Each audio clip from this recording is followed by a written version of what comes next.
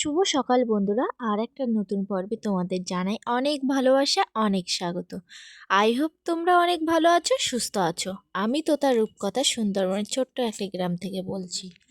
অনেক দিন পর আবার ভিডিও করা শুরু করলাম বাড়িতে এসে, কারণ এতদিন আমি একদমই সময় পাইনি, তার জন্য দুঃখিত। তো দেখতে পাচ্ছ টাইম কলের জল আসবে কখন সেই আশায় বসে আছি। আর বাড়িতে এসে দেখি আমাদের বাড়িটা প্রায় কমপ্লিটের হয়ে যাওয়ার মতো হয়েছে। শুধু জানলা দরজা আর অ্যালবাস্টারটা দিলেই কমপ্লিট হয়ে যাবে। আর এখানে যে বাসনগুলো দেখতে পাচ্ছ, বড় বড় হাঁড়ি, এই হাঁড়িতে কিন্তু জল ভরতে হবে, কারণ সবাই চান করবে দুপুরে, আর ওই জলটা সারাদিনই ব্যবহার করা হবে। তাই একটু আমাদের ঘরটা একটু ঘুরে ঘুরে দেখালাম কতদূর কমপ্লিট হলো। আর এই যে ছোট্ট জায়গা, এটা কিন্তু ঠাকুর ঘর তৈরি করা হবে, দেখতেই পাচ্ছ। আর তো দেখো বন্ধুরা, পৌষ মাসে কিন্তু বাড়িতে চলে এসছে, আর বাড়িতে প্রচুর কাজ, মা একা পারছে না, বাবা যেহেতু অসুস্থ। আর আমার মা বর্ষার ধান কেটে বাড়িতে তুলে নিয়েছে, কারণ বাবা অসুস্থ, বাবা বিলেতে যেতে পারে না, মাকে সব কাজ করতে হয়, বাড়ি বাইরে মানে মাঠে ঘরের কাজ সব কিছু। তো আমি আর আমার ছোটি চলে এসেছি বাড়িতে। ছোটি রান্নাবান্না করছে, এই যে দেখতে পাচ্ছ রান্নাবান্না করছে। এখন আমি যাব বিলে, একটা জাল পাতা আছে, তো সেই জালে মাছ পড়েছে কিনা সেটাই দেখতে যাব। আর এখন আমাদের 3টে গরু আছে, এই যে দেখতে পাচ্ছ, দুটো গরু, দুটো বাছুর, আর এই যে বড় গরুটা। কারণ একটা গরু বিক্রি করে দেওয়ার পরে আর একটা গরু মারা যায়, মানে পর পর দুটো গরু মারা যায়। আর সুন্দরবনে প্রচুর ঠান্ডা, কুয়াশাও যেমন পড়েছে, ঠান্ডাও তেমন পড়েছে। তো আমি চলে এসেছি পুকুর পাড়ে, জাল পাতা আছে, দেখবো এবার কোথায় জাল পাতা আছে। তো দেখতে পাচ্ছ বন্ধুরা, এই যে লম্বা লাঠি, এটা কিন্তু জাল পাতা। এইভাবেই দেখতে বলেছিল বাবা, কিছু পড়েছে কিনা।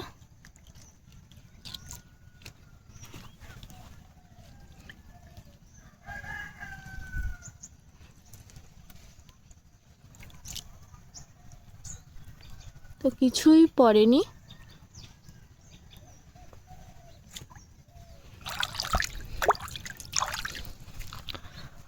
আর পুকুরের জল বরফের মতো ঠান্ডা।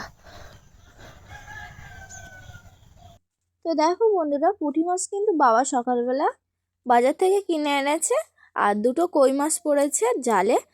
আর আমার ছোটদি কিন্তু পুঁটি মাছ কাটা শুরু করে দিয়েছে, যেহেতু মা আজ বাড়ি নেই, মা বিলেই আছে, ছোটদিকেই পুঁটি মাছ কাটতে হচ্ছে, কই মাছ কাটতে হচ্ছে। আর মা হলে কত তাড়াতাড়ি কাটতে পারতো পুঁটি মাছ, কিন্তু ছোটদি কিন্তু খুব আস্তে আস্তে কাটছে, কারণ ও নিজেও বলছিল যে মা থাকলে ভালোই হতো। দেখো বন্ধুরা, জেঠিমাদের বাড়ি থেকে তরুল পেড়ে আনলাম, একদম অ্যালবাস্টারের ওপর, চালের ওপর থেকে 4টে তরুল পেড়েছিলাম। তো দুটো আমরা নিয়েছি, আর দুটো ছোট পিসিমা নিয়েছে। তো এই তরুলগুলো রান্না করা হবে। দেখো বন্ধুরা, টাইম কলের জল চলে এসছে, এই যে দেখতে পাচ্ছ, এদিকে সব পাত্রে জল ভর্তি করে নিয়েছি, ভরে নিয়েছি। আর এই বড় বালতিটা জল ভরা হচ্ছে, আর এখানে এখনও খালি আছে, গরুর এখনও জল দেওয়া হয়নি। তো পাত্রে সব জল ভরে নিয়ে তারপরে গরু জল দেব। তো টাইম কলে জল চলে এসছে, আর আমি এদিকে ফ্যান জল একসঙ্গে মিশিয়ে নিয়ে দুটো বালতি নিয়ে যাচ্ছি গরুর দেওয়ার জন্য। যেহেতু এখন আছে 3টে গরু, একটা সবার বড় গরু আর দুটো ছোট ছোট বাছুর। তো জল দিয়ে দিলাম, দেখতেই পাচ্ছ। আর সবার লাস্টেই দিয়েছি কালো একটা বাছুরকে, এই যে জল খাচ্ছে ফ্যান জল। তো দেখো বন্ধুরা, দুপুরে কিন্তু রান্না হয়ে গেছে, বিট আর সিম ভাজা হয়েছে, আর রান্না হয়েছে কুমড়ো আলু দিয়ে পুঁটি মাছ।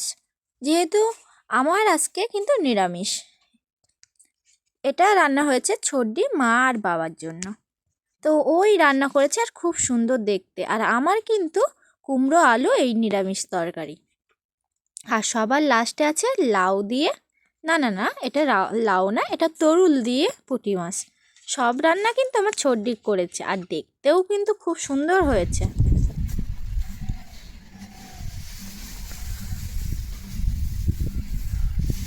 ভালো করে পাতলা করে দে, রোদ খারাপ।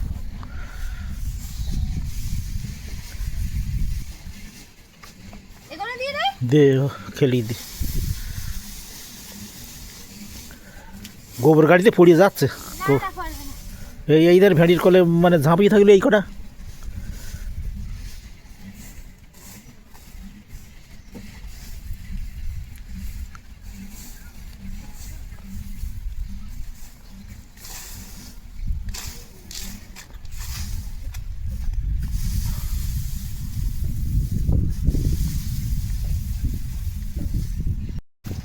তো দেখো বন্ধুরা, এখন আমি যাচ্ছি জমিতে, মা কাজ করছে জমিতে, তাই আমি যাচ্ছি এখন।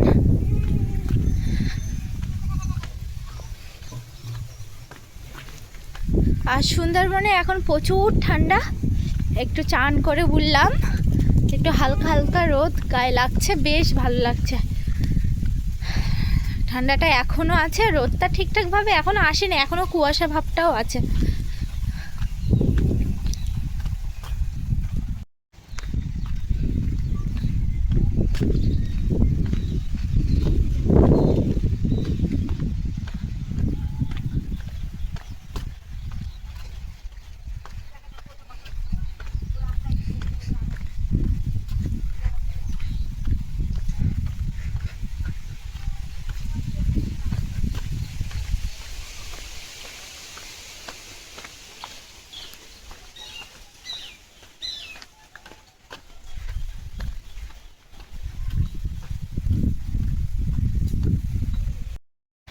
এখনও আমি রাস্তা দিয়ে হেঁটে হেঁটে যাচ্ছি। একটা পিসিমার বাড়ির ওপর দিয়ে গিয়েছিলাম 2.5 বিঘা জমিতে, সেই জমিতে মান ছিল না, তো এখন যাচ্ছি সামনে বদ্দি পাড়ায়, ওখানে আমাদের জমি আছে, ওখানটায় দেখতে। আর এদিকে কিন্তু গরমের ধান পড়ে গেছে, গরমের চাষ করার জন্য। দেখতে পাচ্ছ বড় বড় পাতা হয়ে গেছে। তো দেখো বন্ধুরা, বিলে চলে এসেছি, আর আমাদের এখন ধান বাঁধা হচ্ছে। ওই যে আমার মা আর দুটো কাকু কাজ করছে আমাদের, এই যে ধান বাঁধা চলছে।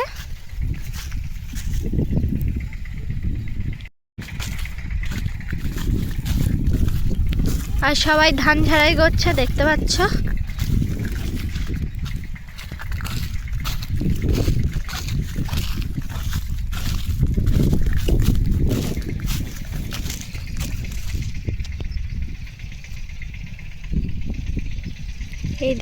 এই যে দেখতে পাচ্ছ বন্ধুরা, ধান ঝাড়াই চলছে,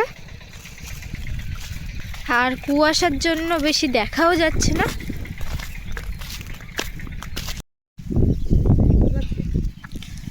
দিদি মনে চান করছিল, রৌদ্র উঠিনি বলে ভয় তার।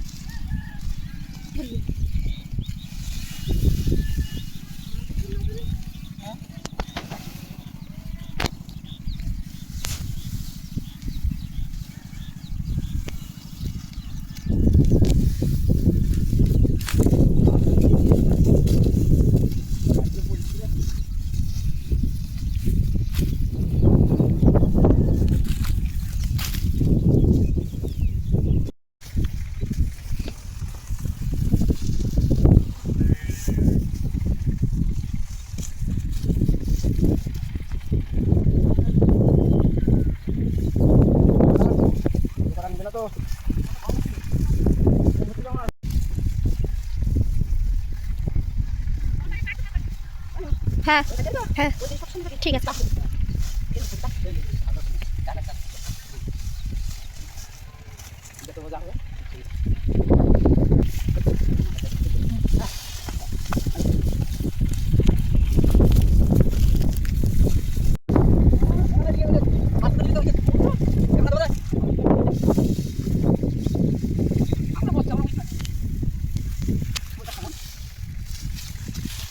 আমিও এখন বাড়িতে যাব। কাকুদের সব ব্যাগ আছে, মানে ভাতের ব্যাগ আছে, ভাত খাওয়া হয়ে গেছিলো, সেসব বাসন সব ব্যাগের মধ্যে রাখা আছে, 3টে ব্যাগ। এখন আমি 3টে ব্যাগ নিয়ে এখন বাড়িতে যাব।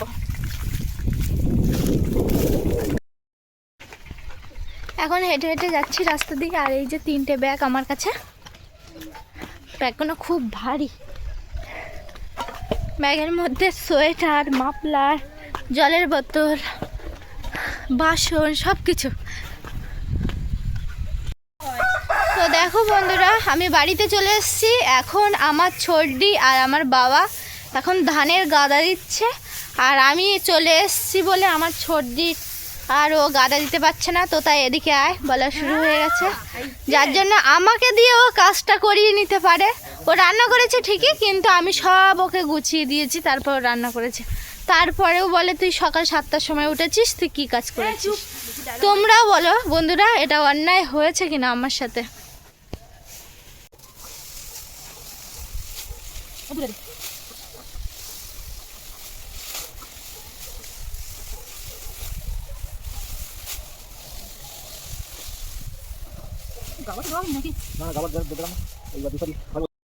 তো দেখতে পাচ্ছ বন্ধুরা, ভাত খেতে বসলাম। এখন আমি 1:30টার সময় ভাত খেতে বসলাম। বিট আর সিম দিয়ে ভাজা আর কুমড়ো আলুর তরকারি। খাওয়া দাওয়ার পরে তোমাদের সাথে দেখা হচ্ছে। দুপুরে ভাত খাওয়া দাওয়ার পরে এমন ঘুম পড়েছি যে একদম 5টার সময় ঘুম থেকে উঠলাম। আর আমার বাবা এখন রাস্তায় দাঁড়িয়ে আছে, এই যে বাবা। আর মা কিন্তু ফোনে গল্প করেই যাচ্ছে বড়দির সঙ্গে, মানে সারাদিন পর একটু সন্ধ্যের দিকে একটু সময় পেয়েছে।